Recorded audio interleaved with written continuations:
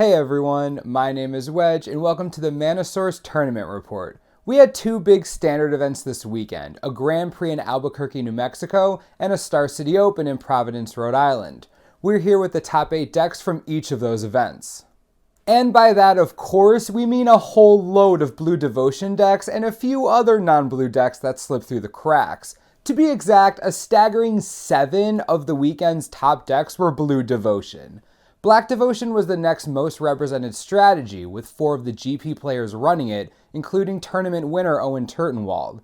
The 5 decks from these top 8s that didn't have Devotion in their names were almost all aggro decks as fate would have it. The only deck from the weekend's top 8s that was neither aggro nor Devotion was Jund Midrange, an archetype thought long gone. Interested? Let's take a look. So yeah, Jund Midrange is back. Matthew Costa used it to win the Star City Open. This is one of those decks that seems obvious in retrospect. Hey, 3-color decks still work. Red and black have awesome removal, and green and red have awesome fatties. Let's do this thing. That's exactly what the deck is. Give or take some powerful discard, Rakdos' Return and Thoughtseize to be precise. It controls the early game with removal like Abrupt Decay, Hero's Downfall, and Anger of the Gods, while building up mana with Sylvan Caryatids. Then in the late game, it drops bombs like Pelucranos World Eater, Stormbreath Dragon, and Reaper of the Wilds. Scavenging Ooze makes an appearance as well. It's got plenty to feed on after all. Like we said before, it was a Black Devotion deck played by Owen Turtenwald that won the Grand Prix. Black Devotion decks also came in 3rd, 6th, and 8th in that event. Across those 4 decks, we saw some slight variation in numbers.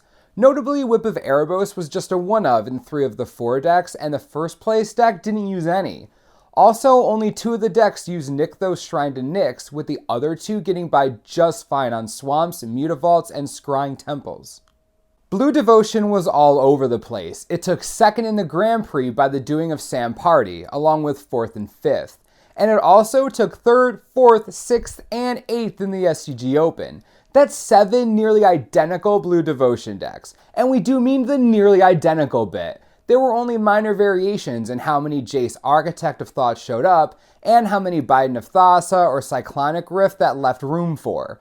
One of the decks from the Grand Prix, somewhat interestingly, dropped main deck Rapid Hybridization altogether in favor of Dissolve. Second place in the SCG Open went to Christopher Barone playing White-Red Aggro. The White Weenie strategy continues to be a strong one, though Spear of Heliod has gotten the axe since we last saw the deck. The full playset of a Johnny Caller of the Pride apparently proved to be enough to take its place. Other than that, we don't see much new on this list. Mono Red Aggro took 5th in the Open. In spite of the name it was registered under, this is one of the red decks that splashes white for Chain to the Rocks. One surprise we see on this list is that it brings back Rubble Belt Maka, if only as a 1-of. The giant growth granting kitty was a mainstay in aggressive decks before rotation.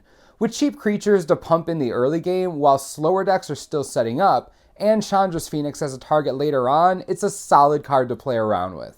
Rounding out the Star City top 8, we had Green-Black Aggro in 7th. While we've seen Green-Black get a bit of play since rotation, it hadn't yet been an aggro combination. The curve isn't as fast as a red deck, and what is really? But the fact that it starts with Elvish Mystic doesn't hurt. Lotlith Troll synergizes well with Scavenging Ooze and Veryl's the Scar Striped, which let you turn those pitch creatures into 1/1 counters.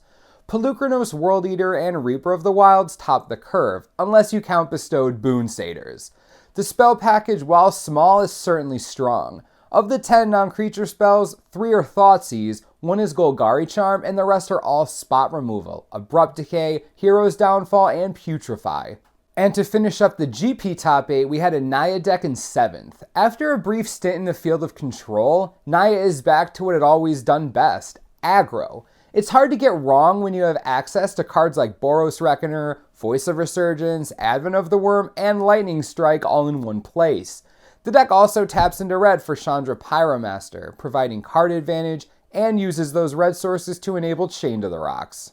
And that about wraps up our look at the top 8s from the weekend standard tournaments. It's certainly interesting to see Control totally absent after a couple of months of it making solid showings at worst. And Devotion has been rising in popularity lately, but this is ridiculous, so we think at least. I don't know about you, but I'm certainly interested to see where we go from here. Next weekend, Star City Games is taking a break, but we do have a standard Grand Prix in Vienna, Austria. We'll be back this time next week with those top decks. As always, subscribe below for the latest and most reliable Magic the Gathering information you could ever need. This is the Mana Source. I'm Wedge. Thanks for watching, and we'll see you next time.